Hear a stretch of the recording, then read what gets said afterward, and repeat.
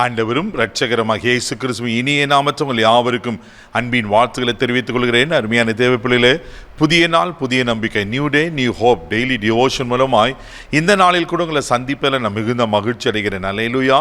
இன்றைக்கு கூட கர்த்தர் நமக்கு கொடுக்கிற வார்த்தை என்ன? சங்கீதங்களின் புஸ்தகம் 65ஆம் சங்கீதம் 2வது வசனத்தை கூட வாசிக்க கேட்போம். ஜெபத்தை கேட்கிறவரே மாம்சமான யாவரும் இடத்தில் வருவார்கள். நம்ம ஆண்டவருக்கு ஒரு பெயர் இருக்கு. என்ன பெயர்? ஜெபத்தை கேட்கிறவர். அல்லேலூயா.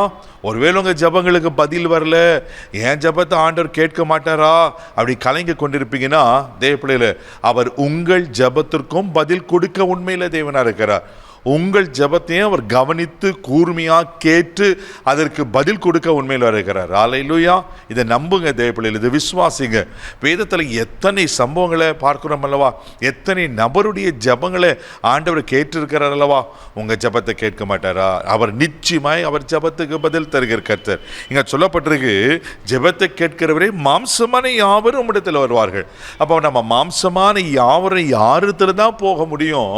எனக்கு பதில் வரணும் ஆண்டவர் சமூகத்துக்கு போய் தேவ பிள்ளையில ஆண்டவத்துல விண்ணப்பிக்கும் போது, ஆண்டவத்துல நம்ம காரியங்களை சொல்லும் போது அவர் ஜெபத்தை கேட்கிற தேவனா இருக்கிறார். ஆமென். சங்கீதம் புஸ்தகம் 6ஆம் சங்கீதம் 9வது வசனத்தை கூட நீங்க வாசிப்பீங்கன்னா, சங்கீதக்காரன் இப்படியா சொல்லுகிறார், வாசிக்க கேட்போம். கர்த்தர் என் விண்ணப்பத்தை கேட்டார், கர்த்தர் என் ஜெபத்தை ஏற்றுக்கொள்வார். ஜெபத்தை கேட்கிறவரேன்னு சொன்ன தாவீது இங்க என்ன சொல்லுகிறார்னாக்கா, கர்த்தர் என் விண்ணப்பத்தை கேட்பார், அவர் என் விண்ணப்பத்தை ஏற்றுக்கொள்வார்.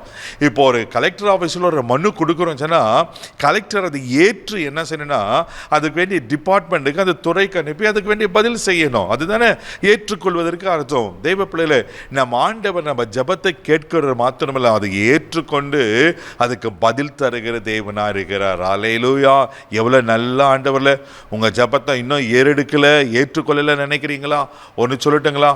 உங்க கண்ணீரெல்லாம் அவர் துருத்தில இருக்குமானா உங்க ஜெபங்களுக்கு அவர் பதில் தராது இருப்பாரா? நிச்சயமா ஆண்டவர் பதில் தர உண்மையில் அவர் இருக்கிறார். சோர்ந்து போகாதீங்க. ஒருவேளை பல ஆண்டுகளாக இருக்கலாம், ஒருவேளை சில ஆண்டுகளாக இருக்கலாம், பல மாதங்களாக இருக்கலாம், பல நாட்களாக இருக்கலாம். தெய்வ பிள்ளைகளை சோர்ந்து போகாதீங்க, அவர் நிச்சயமா ஜெபத்துக்கு பதில் தருவார். ஆமென். சங்கீதங்களின் புஸ்தகம் 66ஆம் சங்கீதம் 20வது வசனத்தை கூட நீங்க வாசிப்பீங்கன்னா, இங்க இப்படியா சொல்லப்பட்டிருக்கு, வாசிக்க கேட்போம். என் ஜெபத்தை தள்ளாமலும் தமது கிருபையை என்னை விட்டு விலகாமலும் இருந்த தேவனுக்கு ஸ்தோத்திரம் உண்டாவதாக. அவர் ஜெபத்தை தள்ளுகிற தேவன் அல்ல. தெய்வ பிள்ளைகளே, ஒருவேளை உங்க விண்ணப்பங்கள் மனுஷத்துல சொல்லிற காரியங்கள் உங்களுக்கு பதில் வராம இருக்கலாம். ஒருவேளை ஒரு அர்ஜென்ட்டுங்க, எனக்கு ஒரு 10,000 ரூபாய் பணம் வேணும் அப்படி நீங்க கேட்டிருக்கலாம். ஆனால் இதை கொடுக்குறேன்னு சொல்லி கொடுக்காம இருந்திருக்கலாம். அது மனுஷனுடைய இயல்பு. உங்களுக்கு சரியான பதில் மனுஷத்தில் வராது. என்ன ஆண்டவரத்தில் அப்படி கிடையாது.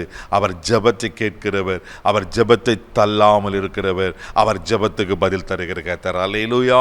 இன்னைக்கு உங்க ஜெபத்துக்கு அவர் பதில் தர உண்மையில் இருக்கிறார். சங்கீதத்தின் புஸ்தகம் 20ஆம் சங்கீதம் 1வது வசனத்தை கூட வாசிப்பீங்கன்னா, அங்கே இப்படியா சொல்லப்பட்டிருக்கு, வாசிக்க கேட்போம். ஆபத்து நாளில் கர்த்தர் உமது ஜெபத்தை கேட்பாராக, யாக்கோபின் தேவனுடைய நாமம் உமக்கு உயர்ந்த அடைக்கலமாவதாக. ஆமென். ஆபத்து நாளில் கர்த்தர் உம ஜெபத்தை கேட்பாராக.